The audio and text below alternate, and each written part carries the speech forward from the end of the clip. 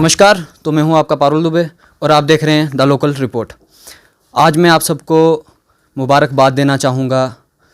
कोविड-19 की vaccine after all आ चुकी है, तो आप सबको बहुत बहुत मुबारक इस बात को लेके।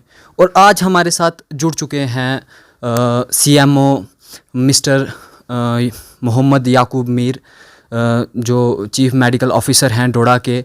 तो आज इनसे भी हम बात करेंगे इस वैक्सीन्स के बारे में कि क्या है, किस तरह से दी जाएगी, क्या प्रिकॉशंस रहेंगी, ये हम जानेंगे इनसे। सबसे पहले सर आपका बहुत बहुत स्वागत है। थैंक यू वेरी तो सर स्वागत के साथ आज मैं आपको कॉन्ग्रेट्स भी करना चाहूँगा वैक्सीन को लेके। Thank you very much. Thank you. तो सर ये वैक्सीन किस तरह काम करेगी, क्या होगा, आप इसके बारे में हमें थोड़ा बताएं। देखें, वैक्सीन जो भी होती है वो प्रिवेंटेबल डिजीज़ के लिए, प्रिवेंशन के लिए होती है।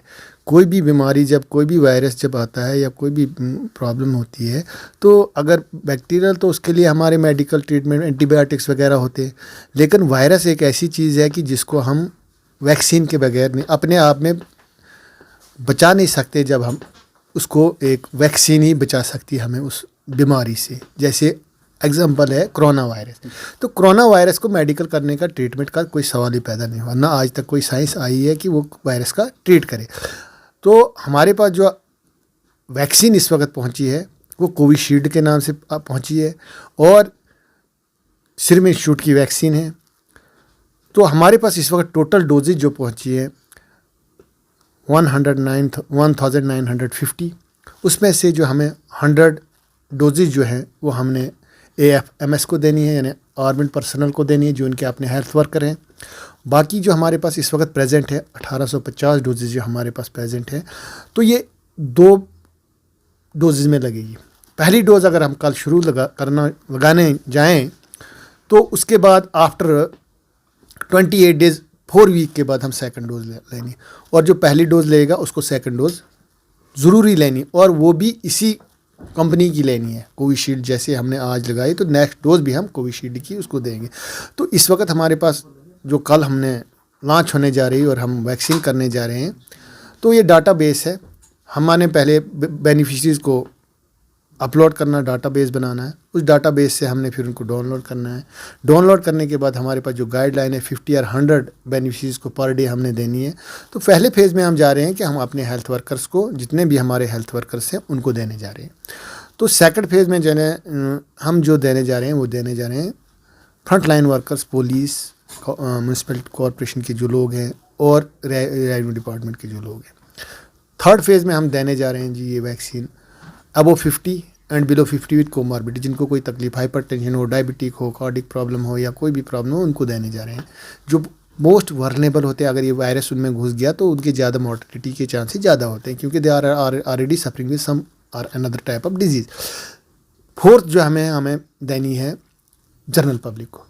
तो इसलिए हमने 1-2 महीने पहले ही इसका एक्शन प्लान तैयार किया है कि what are the various sites, हमें कितनी वैक्सीन की ज़रूरत है, हमें साइट कितने चाहिए, हमें किसको कब, किसको किस वक्त कहाँ देनी है। वो हमारे पास सारा डाटा जो तैयार है, और कल से हम उसी प्लान पे अपना काम शुरू करने जा रहे हैं। तो सर अगर बात की जाए इस वैक्सीन के असर की, तो कितना असर हमें इसका देखने को मिलेगा? देखें, अब ये तो वैक्सीन का जो ट्रायल की सिस्टम में इस पर पता चला कि 94-95% इसकी एफिकेसी है वैक्सीन की।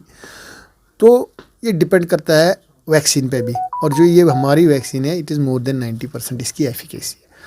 तो पहले तो हमारे पास कुछ ही नहीं था, तो अब तो हम 90% तो सेफ़ हो गए ना। तो इसीलिए हमने इस वैक्सीन को लगाना है, और किसी भी सूरत में लगाना है। अगर हमने कम्युनिटी को और अपने आप को इस भयानक बीमारी से बचाना है तो हमने अपने आप को वैक्सीन करना है।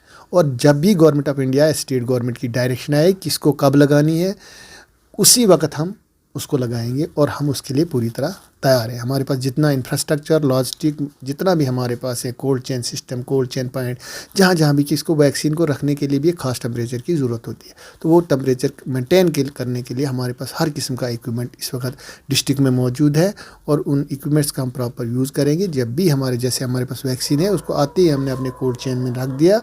कोल्ड चेन के रखने के बाद हम उसको बेनिफिट तक प्रॉपर पहुँचाएँगे एज़ पर द गाइडलाइन, ताकि वो वैक्सीन जो है उसका फ़ायदा जो है उस बंदे को, उस बेनिफिशरी को पहुँचे कि प्रॉपर टेम्परेचर तक, प्रॉपर टेम्परेचर जो उसका है, प्रॉपर पोटेंसी जो उसकी बरकरार रहे और वो बेनिफिशरी को मिलेगी। अदरवाइज़ उसकी पोटेंसी जो होगी, अगर उसका जो टेम्परेचर अल्टरेट हो गया तो इस वैक्सीन को थोड़ा सा इसमें ख़तरा होता है कि पोटेंट रहेगी नहीं रहेगी। इसलिए हमें बहुत सी बातों पे ध्यान देना है कि इस वैक्सीन को हम प्रॉपर टेम्परेचर में, प्रॉपर तरीके तक बेनिफिशरी तक पहुँचाएँ।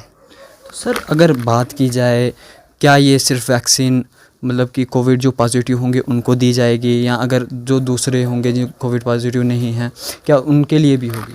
ये वैक्सीन हर एक के लिए, अभी तक जो गाइडलाइन हमारे पास आई है, हमने ये वैक्सीन बिलो 18 और प्रेग्नेंट मदर को नहीं देनी। उसके अलावा चाहे पॉजिटिव कोई आया हो, नेगेटिव कोई आया हो, इसमें यह है कि अगर कोई बंदा पॉजिटिव आया है और उसका टेस्ट उस वक्त, उसको वैक्सीन नहीं दे सकते। जब वो नेगेटिव हो जाएगा, आफ्टर 14 डेज जब हम उसका चेक करेंगे, उसकी रैट करेंगे या RT-PCR करेंगे या ट्रूनेट करेंगे, जब वो बंदा नेगेटिव हो जाएगा उसके बाद उसको भी वो वैक्सीन लेनी उतनी ज़रूरी है जैसे एक नॉन कोविड पर्सन को, जिसका इन्फेक्शन ही नहीं हुआ, जो नॉर्मल था, जिसको इन्फेक्शन हुआ ही नहीं था कोविड का, तो वो भी उतना ही इंपॉर्टेंट है, उसके लिए भी उतनी इंपॉर्टेंट जिसके लिए कोविड पॉजिटिव के लिए इंपॉर्टेंट है, क्योंकि वो बाद में नेगेटिव होने के बाद उसको वो वैक्सीन दी जाएगी after confirmation of the lab test. जब वो नेगेटिव आ जाएगा उसके बाद उसको भी हम वो वैक्सीन दे सकते हैं। तो सर अगर बात की जाए, कुछ लोग किस रेंज में होगी ये वैक्सीन, अगर क्या अफोर्ड कर पाएंगे या नहीं, कि हर मिडिल क्लास की बात की जाए, लोअर की बात की जाए, क्या वो अफोर्ड कर पाएंगे इसे? देखें, इस वक्त हमें इस वक्त तक जहाँ तक पता है, या नॉलेज है, या जहाँ हमें बोला गया है, तो हम वही बोलेंगे जो हमें आगे से government of India, state government direction दे, उन्हीं डायरेक्शनों को हम फॉलो करते हैं। इस वक्त हमारे पास जो वैक्सीन आई है वो फ्री ऑफ कास्ट आई है, उसका कोई पैसा नहीं लिया जाएगा किसी बेनिफिशरी से। तो अब आगे के लिए गवर्नमेंट क्या डिसीजन लेती है वो गवर्नमेंट पर डिपेंड करता है, क्योंकि वैक्सीन कॉस्टली भी है। आगे जो ही डायरेक्शन आएंगी, किस डायरेक्शन पे वो जाती है, गवर्नमेंट किस डायरेक्शन से लेती है, कौन सा प्रोसीजर अडॉप्ट करती है, उसी प्रोसीजर को हम फॉलो करेंगे, चाहे वो कंसेशन रेट्स पे दे या फ्री दे। तो we are the providing the benefit to the beneficiaries. बाकी कास्ट वगैरह का इससे हमारा कोई लेना देना नहीं, कि वो गवर्नमेंट ऑफ इंडिया और स्टेट गवर्नमेंट के आपस में क्या MOU अंडरस्टैंड हुआ होगा साइन, उसी साइन पे वो हम आगे जो वैक्सीन आएगी, तो जो डायरेक्शन आएंगी उसी डायरेक्शन पे हम आगे चलेंगे। सर क्या प्रिकॉशंस रहेंगी? अब तो वैक्सीन आ चुकी है, इसके बाद भी क्या मास्क लगाना पड़ेगा, 2 गज की दूरी रखनी पड़ेगी, इस तरह के प्रिकॉशंस अभी भी चलेंगे? बिल्कुल चलेंगे। जैसे हम पिछले 10 महीने से 11 महीने से प्रिकॉशन ले रहे हैं, और हमारे honourable prime minister of India खुद कई बार TV पे आके ये बात बोल चुके हैं कि भाई हमें जब तक हमें कोरोना से लड़ना है, चाहे वैक्सीन आ भी जाती है, लेकिन हमें फिर भी उन बातों का ख्याल रखना है जो हमारे ऑनरेबल प्राइम मिनिस्टर ने बोली हैं, और जो गवर्नमेंट ऑफ इंडिया और WHO और ये SOPs है उनको फॉलो करना है। WHO की SOPs है, गवर्नमेंट ऑफ इंडिया की जो है ministry of health and family welfare की हैं, गवर्नमेंट ऑफ इंडिया की, उन प्रिकॉशन को हमने बरकरार रखना है। और वो वही हैं कि frequent hand washing, avoid the crowded places, entry in the crowded places.